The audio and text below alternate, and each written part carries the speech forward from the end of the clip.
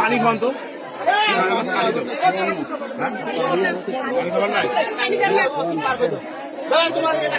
মমিন এ হচ্ছিল গুলাদিপাড়া বাসায় এ হচ্ছে একটা 4 বছরের বাচ্চাকে ধর্ষণ করছে এবং বাচ্চাটা এখন বর্তমান মেডিকেলে আছে।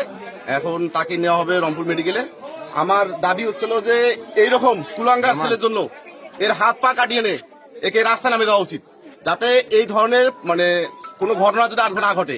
এর থেকে যদি সবাই শিক্ষা গ্রহণ করতে পারে, যাতে এর মতো আর এই ধরনের জঘন্যতম কাজ কেউ না করে। ভাই খারাপ হয়ে যাচ্ছে ভাই। 4 বছরের শিশু হচ্ছে নির্যাতন করছে, শিশু নির্যাতন হয়ে মামলায় ফাঁসি দেবে। এর বাসা কিসের ফাঁসি দেয়? তাই করো টানাটানি কিন্তু খুব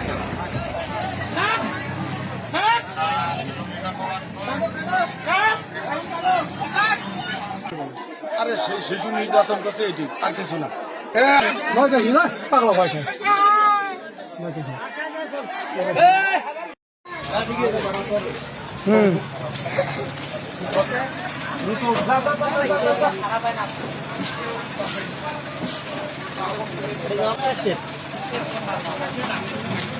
বাইরে যাবি স্যার, বাইরে যাবি দেখেন এবার।